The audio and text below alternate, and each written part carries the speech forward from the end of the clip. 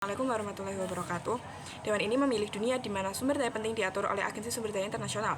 Coba bayangkan dua anak yang lahir di hari yang sama. Yang satu lahir di negara dengan akses air bersih, listrik stabil, pangan melimpah, dan teknologi maju. Hidupnya mungkin tidak sempurna, tapi kebutuhan dasarnya sudah pasti terpenuhi. Sementara anak yang lain lahir di tempat yang bahkan untuk mendapatkan air bersih saja harus berjalan berkilo-kilometer. Listriknya sering mati, harga makanan terus naik, dan masa depannya ditentukan oleh krisis yang bahkan bukan dia yang menciptakan. Padahal mereka sama-sama manusia. Perbedaannya cuma satu, yaitu tempat di mana mereka lahir. Dan menurut saya, itu menunjukkan hal penting. Dunia saat ini gagal mengelola sumber daya secara adil. Karena hari ini, akses terhadap hal-hal paling mendasar untuk bertahan hidup masih terlalu ditentukan oleh kekuatan ekonomi, politik, dan keberuntungan geografis.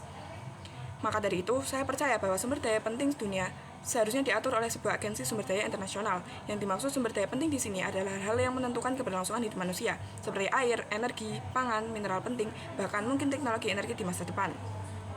Dan perlu saya tekankan sejak awal, kita tidak sedang berbicara tentang pemerintah dunia yang mengambil seluruh kekuasaan negara. Bukan itu, yang saya maksud adalah lembaga internasional yang punya kewenangan untuk mengawasi distribusi, mencegah monopoli, memastikan eksploitasi yang berkelanjutan, dan menjamin bahwa kebutuhan dasar manusia tidak dijadikan alat permainan politik maupun ekonomi.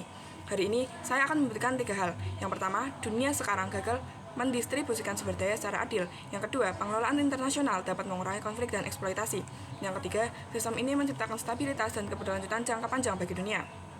Yang pertama, dunia saat ini gagal mendistribusikan sumber daya secara adil. Sebenarnya masalah terbesar bukan selalu kurangnya sumber daya. Masalahnya adalah siapa yang menguasai sumber daya tersebut. Karena ironisnya, di dunia yang mampu memproduksi makanan dalam jumlah yang sangat besar, masih ada jutaan orang yang kelaparan.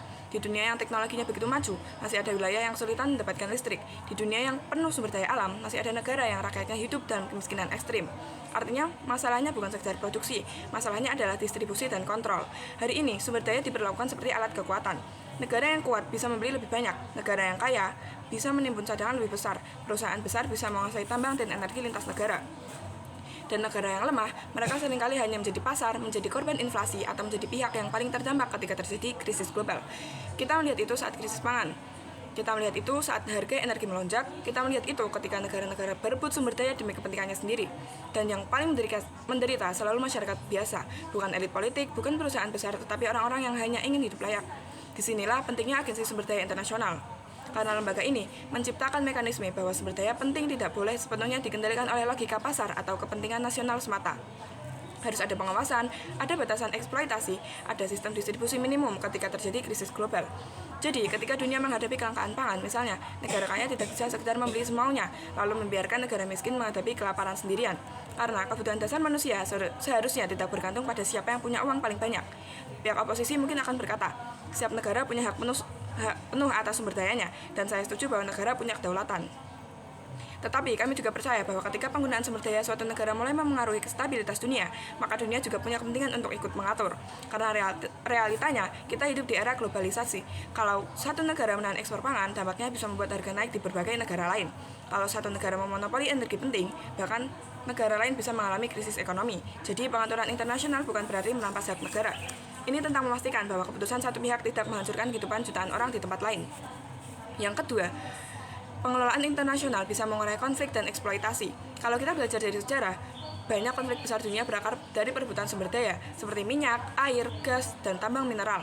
Karena ketika sesuatu sangat penting untuk bertahan hidup, manusia akan berusaha menguasainya. Dan selama sumber daya menjadi alat kekuasaan politik, negara kuat akan selalu punya kemampuan untuk menekan negara yang lebih lemah. Kadang lewat embargo, kadang lewat eksploitasi ekonomi, dan kadang bahkan lewat perang. Dan lagi-lagi yang paling terkena dampaknya bukan para pemimpin negara, tetapi masyarakat biasa. Dengan adanya agensi internasional, ada aturan global yang membuat pengelolaan sumber daya menjadi lebih transparan dan lebih sulit dipolitisasi. Negara tidak bisa seenaknya menggunakan sumber daya sebagai senjata diplomatik. Perusahaan juga tidak bisa bebas mengeksploitasi negara berkembang tanpa pengawasan internasional. Hari ini banyak negara kaya sumber daya justru rakyatnya tetap miskin. Mengapa? Karena hasil alam mereka diambil oleh elit atau perusahaan asing, sementara masyarakat lokal hanya mendapatkan kerusakan lingkungan dan ketimpangan ekonomi. Dengan regulasi internasional, ada standar perlindungan lingkungan, ada pengawasan distribusi keuntungan, dan ada tekanan global agar eksploitasi dilakukan secara lebih manusiawi. Pihak oposisi mungkin akan bilang, lembaga internasional bisa saja korup, tapi mari realistis. Sistem sekarang juga penuh penyalahgunaan kekuasaan. Bedanya, saat ini perebutan sumber daya sering terjadi tanpa pengawasan global yang jelas. Minimal dalam sistem internasional ada transparansi, ada banyak negara yang saling mengawasi, dan ada ruang akuntabilitas global. Tetapi dunia tidak membutuhkan sistem yang sempurna. Dunia membutuhkan sistem yang lebih baik daripada yang sekarang. Dan menurut saya, kerjasama internasional jauh lebih baik dibanding membiarkan negara-negara berlomba menguasai sumber daya tanpa aturan yang jelas. Yang ketiga, dunia membutuhkan keberlanjutan, bukan perlombaan menghabiskan sumber daya. Sumber daya dunia itu terbatas, tapi sistem dunia hari ini mendorong semua negara untuk mengambil sebanyak mungkin secepat mungkin. Karena semuanya takut tertinggal, semuanya takut kalah, dan akibatnya hutan ditebang terus-menerus, tambang dieksploitasi besar-besaran, emisi meningkat, lingkungan rusak, dan krisis iklim semakin parah. Masalah terbesar dari sistem sekarang adalah semua orang berpikir jangka pendek. Yang penting untung sekarang, yang penting aman sekarang, padahal dampaknya akan dirasakan generasi berikutnya. Kalau pola ini terus berlangsung, anak-anak di masa depan akan mewarisi dunia yang sumber dayanya semakin habis dan lingkungannya semakin rusak. Agensi internasional penting karena ada pihak yang benar-benar fokus pada kepentingan global jangka panjang. Bukan hanya keuntungan ekonomi nasional sesaat, lembaga ini bisa membatasi eksploitasi berlebihan, mengatur distribusi energi, menjaga cadangan sumber daya, dan memastikan transisi menuju energi berkelanjutan berjalan lebih adil. Karena kalau semua negara bergerak sendiri-sendiri, yang terjadi justru kompetisi tanpa akhir. Dan kita sudah melihat dampaknya hari ini. Krisis iklim, krisis energi, kenaikan harga pangan, dan ketidakstabilan ekonomi global.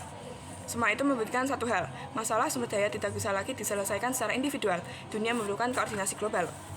Karena pada akhirnya, ketika satu bagian dunia mengalami krisis besar, seluruh dunia akan ikut terdampak. Sebagai penutup, saya percaya bahwa sumber daya penting tidak seharusnya hanya menjadi pihak yang paling kuat secara ekonomi dan politik, karena air, pangan, dan energi bukan sekedar komoditas. Mereka adalah kebutuhan dasar manusia. Lewat agensi sumber daya internasional, distribusi bisa lebih adil, konflik bisa dikurangi, eksploitasi bisa diawasi, dan keberlanjutan dunia bisa dijaga. Ini bukan tentang menghilangkan kedaulatan negara, ini tentang memahami bahwa di dunia yang saling terhubung, kita tidak bisa terus hidup dengan mentalitas selamatkan diri masing-masing. Karena kalau semua hanya fokus menang sendiri, pada akhirnya semua bisa kalah bersama. Dan menurut kami, dunia yang lebih adil tidak lahir dari siapa yang paling kuat menguasai sumber daya. Dunia yang lebih adil lahir ketika manusia mau bekerja sama, memastikan semua orang punya kesempatan untuk hidup yang layak.